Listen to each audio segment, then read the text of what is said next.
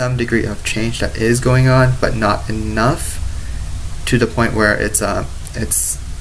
completely unfamiliar. But at the same time, though, they do have some historical experience that allows them to be able to look in the future to see exactly what's going on, what they could do, and gathering the data that they have, they pretty much are able to see exactly what actions should they take. Like, should they actually acquire other automobile companies as well and expand, or should they actually try to keep up with or try to find out new ways to carve into the existing market that they have.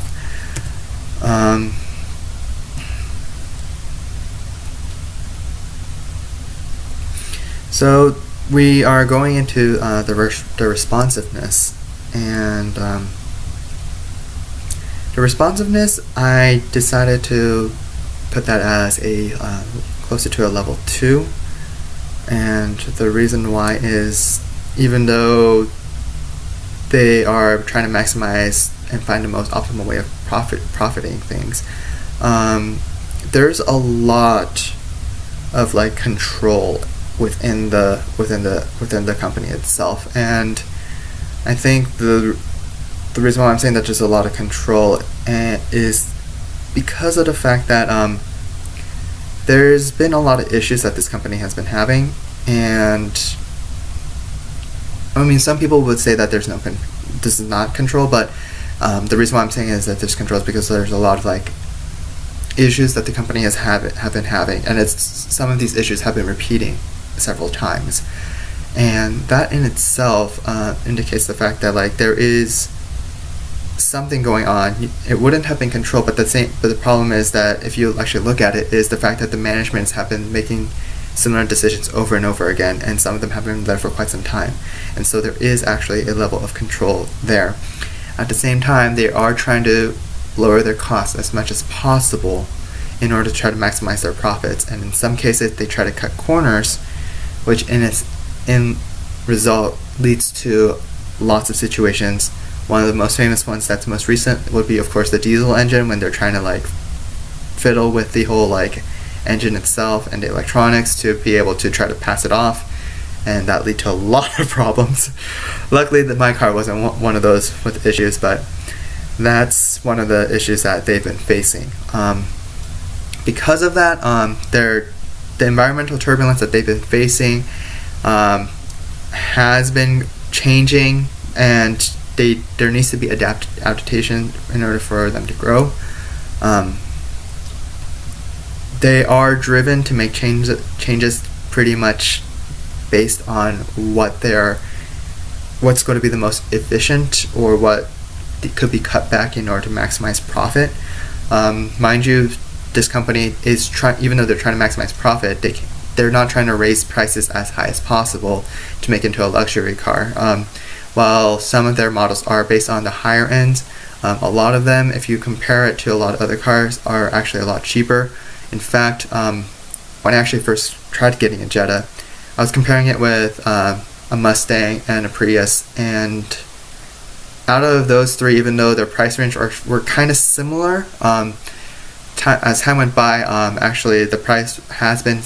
changing a little bit more, but the Jetta in itself has been actually falling back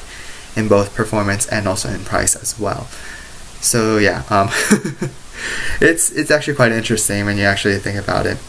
But yeah, so going back to the whole responsiveness though, and going back towards the management with the control, that in a sense, the whole repeat of history, the repeat of the managements making those similar mistakes, kind of shows the fact that while there is stability within the company, because the company is pretty much set and it's actually growing at times, but it's not fluctuating too horribly in the market itself, and but it's at the same time showing the fact that the actual people who are involved, the ones who are in charge, are very reluctant to actually make a lot of changes, and they don't really necessarily see what's the benefits in order to actually make the changes that some companies have been making, or to actually see if there's any benefits for them to actually try to improve their own services and their own products more than what is necessary. And that I actually found to be quite interesting in regards to the company itself. And that actually kind of also reflects with the cars whenever they actually need to be serviced, which does occur every once in a while, even with my Jetta, even though it's not the one that had all those issues. There's a lot of interesting stuff that's been going on. So if we actually decide to go with an assessment in regards to seeing how the company is overall, the turbulence level in itself, as we stated before, was going to be around a 3. But their strategy and their planning in itself is actually, I actually personally rate it as a 2, because of the fact that they're lacking a little bit in that area. They do have plans, they do have strategies in what they are going to do, but from what I've been seeing, it's not the most ideal. However, I'll have to say that their capability, though, is actually very lacking in regards to what the company could actually be doing, considering the fact that they are the 3rd largest company in their market, and the fact that they are having all these issues and incidents coming on the news, these kind of scandals that's coming up, and having a hard time trying to make the changes. Like,